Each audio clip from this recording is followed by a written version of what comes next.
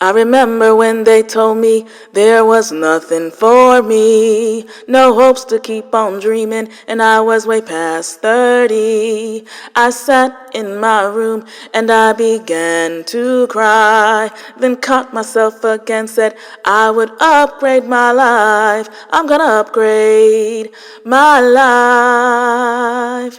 I'm gonna upgrade my life. Could never do it without my tribe. I'm gonna upgrade my life. Welcome to the Dr. D Inspire Upgrade My Life and Biz podcast, where we give you tools and tips to reach personal and professional goals.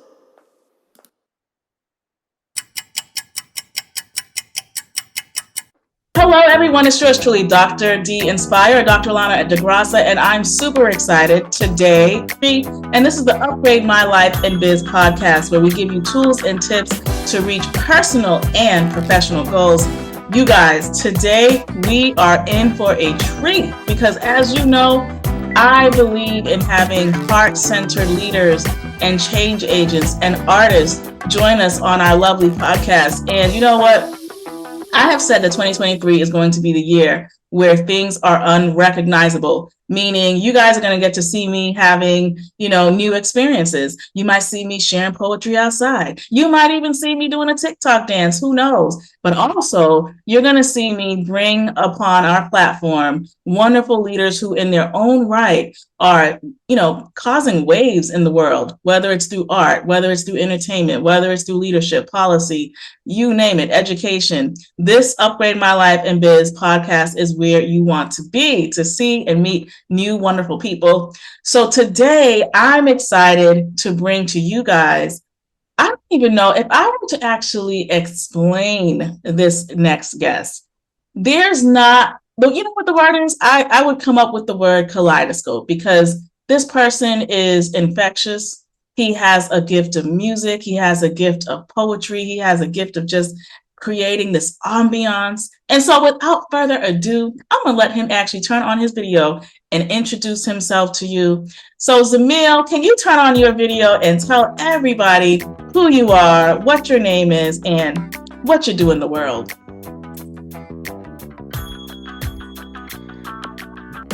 Doctor, how you doing? Good morning. Good morning. How are you? I'm so glad that you are here. And guys, y'all know this is just like sitting in the living room with us with your favorite cup of coffee or chocolate. You know what? It is amazing that we've been trying to hook up for some time. And I'm so honored to be sitting here with you, the amazing Dr. Allana. Your energy, your enthusiasm, your magnetism, your charisma, the strength behind your mission, your goal, your words, your life. Here's the coolest thing about when I think about you, right? You walk the walk, right? That you talk, because everybody is not exhibiting the lives and the things that they're giving, right? But you do this daily. This is what you do. This is who you are. And the originality and the authenticity of the person is what I so appreciate about you. And you are changing the world and impacting lives every single day, doctor. So I just want you to know that from the heart, how much I really, really appreciate you, the person, the woman that you are on a daily basis. Thank you so much. Thank you. Thank you. I received that. And welcome to this podcast. And guys, you're in for a treat because when I first got a chance to see ZEMILL in action and also see him out there making waves himself, it was exciting. ZEMILL, why don't you tell people, who you are and why you have the passion that you do? The name is ZEMILL. It means joyous melodies in Hebrew. And I took smooth jazz, smooth R&B, spoken word, a little touch of blues, and a splash of smooth R&B, blended them together, and we call it POJAZZ and ZEMILL's POJAZZ experience. So it's a fusion of all of those things. And what I do is I perform, I do spoken word and poetry. And as you know, as a writer and as a creator yourself, spoken word and poetry are really two different things. And what I do is I combine them. I combine them in an entire set. So I may do poems that are socially conscious, and then I may do music that enlightens you. But the goal is always to engage the audience and to lift your heart, stir your soul, and warm your spirit. Ultimately, that's what the passion is. That's what the goal is, and that's why I do what I do. And at the end of the day, I want to inspire you to inspire yourself to do the things that you want to do to help fulfill your life and your goals and your dreams through the art of music, poetry, and POJAZZ. Love it. Y'all, POJAZZ. I love this. So I want to ask you, what what allowed you or what encouraged you in the early days? Because we always talk about, the stories of courage we all come out of. And so I would like to know what allowed you to pull from your experiences to say, I'm going to create, I'm going to do spoken word, I'm going to do poetry. Because a lot of times I'm a poet myself. And I remember like when I would tell people, oh, I wrote this new, because nobody really understands what it means when you say, oh, I wrote something new. And the feeling you get, like when you put those words to the paper, but then when you speak it and it now has voice, like I just know the power that that has. And so not everybody really understands what that is in the sense of what it means to create that. Can you walk us through, like maybe did you have something ever occur where you took that experience and then because of that experience, you were able to write something, or you saw something that happened in society and then you were like, oh my gosh, I feel the need to, express something. Like, tell us a little bit about that. Because I think a lot of people, when they go to a show, they hear you and they're like, oh, they applaud, but they may not understand like that organic, real, gritty, grassroots feeling you have when you're creating at the base. Great question, Doctor. Great question. There are a couple of things that come to mind when you ask me that question, right? One of the most impactful things over the last couple of years, in this space that we're in now, has been the Colin Kaepernick thing. And, when he kneeled and he talked about the national anthem. And when I looked at the national anthem, and if you know the history of the national anthem, and the struggles, what that part of it is. And so I basically took the national anthem and really talked about, okay, we understand that there's a part of America that the experience of the national anthem and the origin of the country was different from one race to another, from one people to another, from different peoples to another. So that view of it, is a totally different thing. And I asked the question, ask, George Floyd about, oh, say, can you see, and the rocket's red glare. I asked, Alton Sterling, that was part of it. So, and I looked at the violence, in the streets. And those kinds of things inspire me. And, as poets and as creators, you're in the moment and the process. Like, I don't write unless I feel it. I don't write unless the inspiration comes to me, because, to sit down, I've been asked to do, and I've been, commissioned to write poems for organizations and different people and weddings and things of that sort. But the purest of the poetry comes from inspiration, because it comes from up there, from another place. And so what life does is it guides you, and then there's a ray that comes in and you feel it and you see it, and then it touches you, and the ink and the words fill your pen, and life itself flows. I had a line in there in one of the poems, as I was looking at some of the news, and it was just this week, and sometimes looking at the news can be so crazy. And it says, this is why we march. This is why we fight, because every day we wake up to a world that's not been treating us right. I've been tarred and feathered, hung from trees, rope, vine, and leather, burned, kicked, cursed, and lashed, branded as property and experimented on for cash. You see what I'm saying? And so when we see that, when we see that, it inspires you and moves you to a place of I don't want, it's overused sometimes, zen, right? But it gets you in a space to where that pen takes flow. But then there's a beautiful side of it, right? There's a beautiful side. I wrote recently for a show when I was women. You are the light that illuminates the sky. In your eyes, I see the sunrise. Wow. You are beautiful. No other words are suitable, right? Okay. So I gotta say, snap it up, because y'all, he's bringing yeah, so that's where it comes from. So it's really a great question. It's life. For me, it's everyday life. And I don't sit down and you got to have your pen with you, or you got to have your recorder with you, or something with you, because if you don't write that thought down, or you don't put that thought down, as soon as you get it, oh man, you lose it. And so it's just, I know I'm cutting you off a little bit, because I think you're just, those words, first of all, not only when you talk about what women represent and how they are, I mean, that in itself is very encouraging, because women often struggle with imposter, with feeling like they're enough. Women of all different shapes, sizes, hues, colors, hair lengths, and so it is something important to hear, especially, we haven't even talked about this, but especially for all the women who maybe didn't have fathers, or all the women we see on social media who they're looking for someone to click like, but it's not always because the like is for what they're posting. It's because they're looking for validation. And these words you're sharing, my goodness, they're almost, to me, they're like poetic affirmations. I want to ask you, what can poetry do, or spoken word do, for someone who doesn't feel like they are enough, or someone who feel like they were slighted by society, or what does that do for someone? And when you create, are you thinking about those people? Do you have them in your mind as you are creating? absolutely. Phenomenal question, Doctor. I wrote once, and I don't know if I've ever shared this. I haven't posted it yet, but I wrote that. Yeah. But I wrote that poetry is the language of expression, right?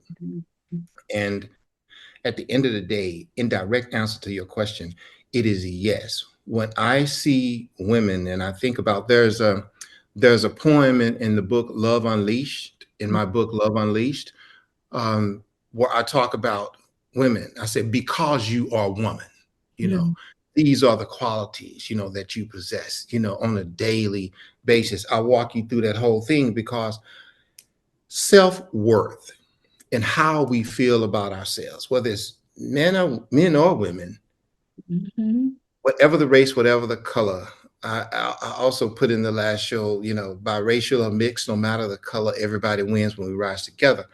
But women in general, I think that if I want to be straight with you, right, I think that we've gone all out. I think that too many women have gone all out, as you to validate themselves. So to me, the poetry and the spoken word speaks truth in a way that is it's molded in a way that may not hit as hard as, hey, you need to stop doing this, or hey, your dress is too short, or hey, whatever, those kinds of things. And poetry speaks to the broader feel of who you are. And the validation comes from within. Your happiness comes from within. No one has the right to tell you whether or not you should be happy or not. And so poetry speaks to the emotions of you, the person, what's in your heart. And the goal is, again, to enhance your self-esteem and to put you in a place at peace with who you are. So poetry does that.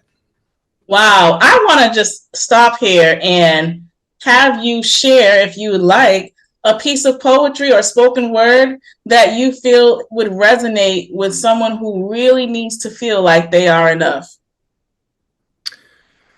Oh, I'll do a love piece. Can I do a love piece? Whatever. Yes. It was, and so it's a combination of love. And I'll let you look at everybody. It's a combination of love, and it's called covenant. And it says, I will not tell you things I do not believe. I will not falsify or deceive. I'm fractured and fragmented and made of tarnished pieces, brittle patience with low tolerance adjacent.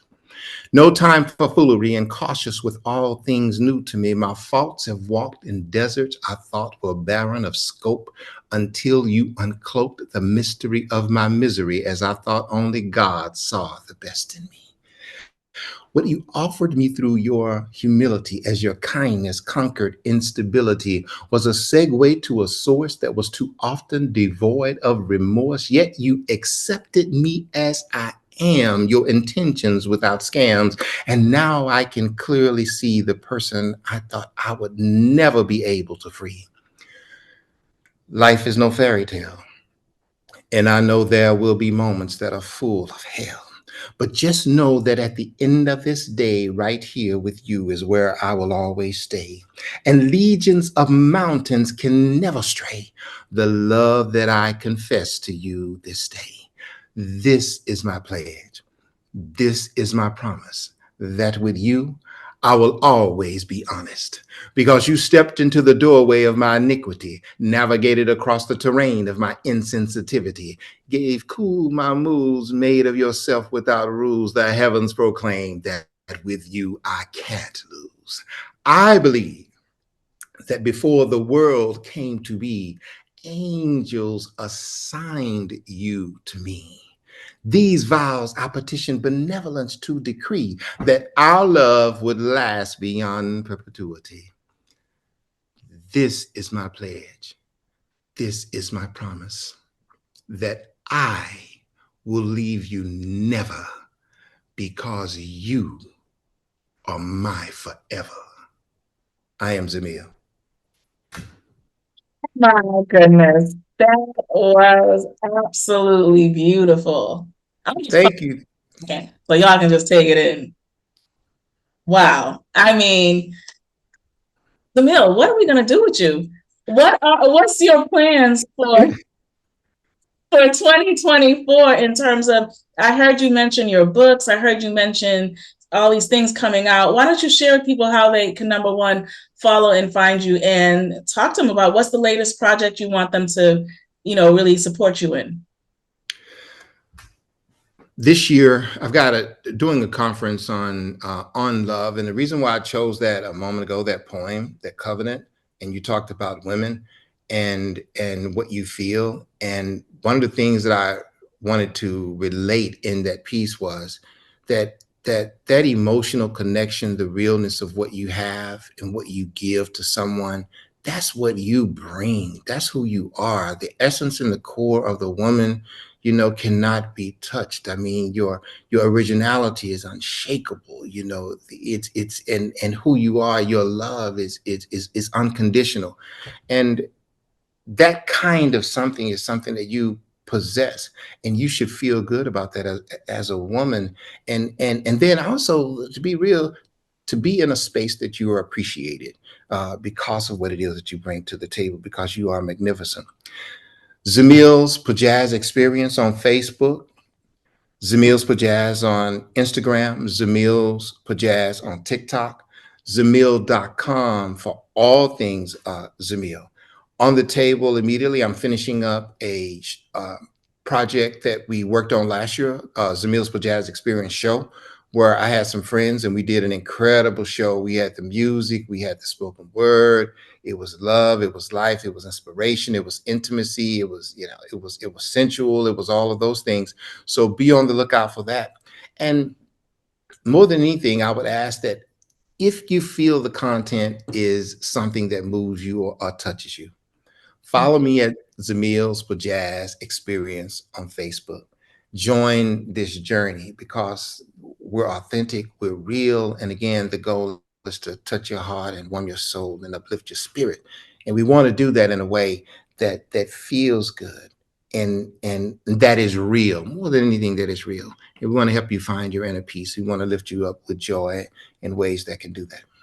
Wow. Well, guys, this will definitely not be the last time we hear from Zamil, because I'm going to say it first. Thank you so much for bringing your energy, your creativity, your love for humanity, and just all that you are doing. And I'm just so proud and honored that I get to participate alongside with you. And you know, this tribe, we support you. And so thank you so much, Zamil, for stopping by. And we just want to wish you the continued best of luck. And guys, you can click the link on the below to make sure you can follow Zamil, because he has so much to offer you now and in the future, I'm sure. So thank you, Zamil, and we appreciate you. Thanks for stopping by the Upgrade My Life in Biz podcast.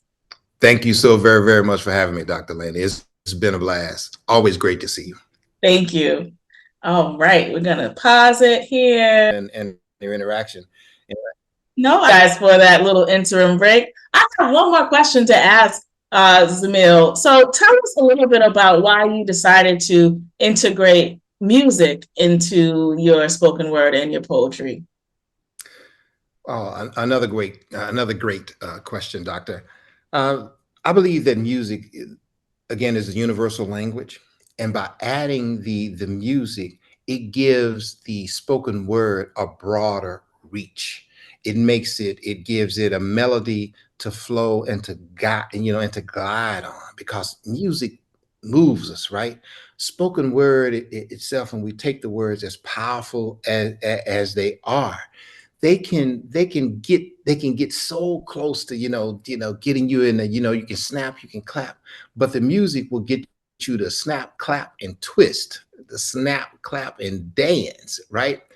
And I added the music, and when we took the words and we added POJAZZ, that's what we added, the music to the spoken word. That is the origin of POJAZZ. Actually, Langston Hughes pioneered putting jazz to music many, many, many years ago. So he is the great godfather of all of that.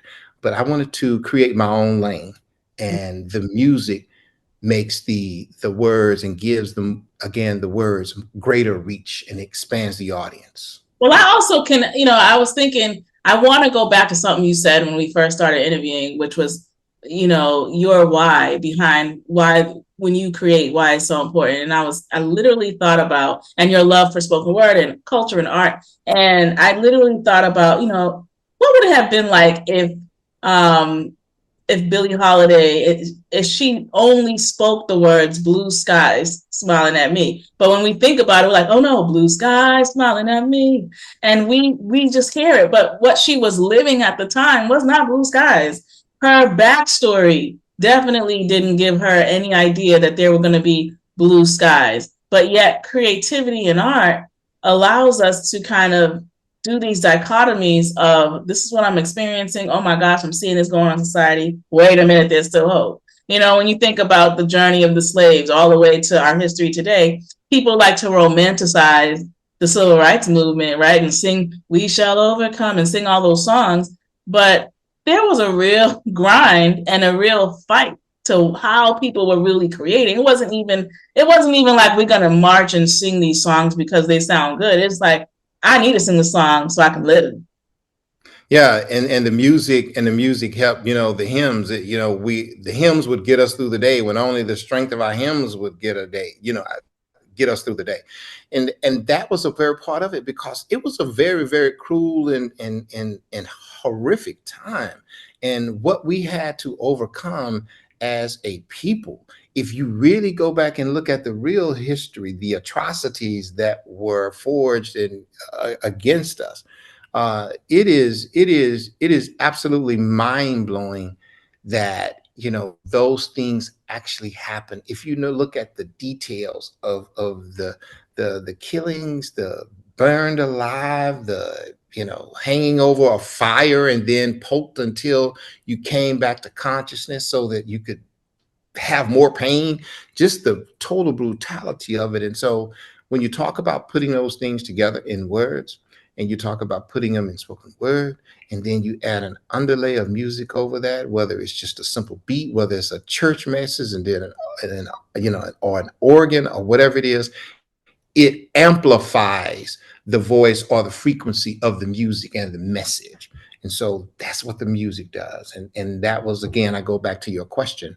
That was one of the reason a lot of the things that we wanted to do, we added the music to it. And again, we did it with the love. We did it with the happiness. There's a beautiful piece I'm going to have to send you. It hasn't even been released yet. It's called Better Days, where, I talked about is with an acoustic kind of guitar overlay. We talk about, better days, it's the music, it's the melody, somewhere I find peace, that it's in there. So yeah, I'm looking forward to it. Well, I want to say I'm just glad that you didn't quit, because, sometimes people don't understand the fight that artists have. Even when we go through our day to day, some people may be working a full-time job. Some people may and still have that desire to write and do poetry and spoken word. And I just want to say thank you for creating these spaces where people can come. And I'm going to just say it and get healed. Because sometimes when you hear a poem or when someone shares, like, I have to say this, ZEMILL. I wrote this poem called Second Best, and everywhere I read it or state it, women love it, because it says, ladies, he has called me like 2 times. It's over. It is over. Whatever is left of what was there, you are old news. There's nothing about you that makes me quiver, but when I first met you, I thought you were cute. And every time you stared at me, small chocolate bean stood I, but I had no confidence.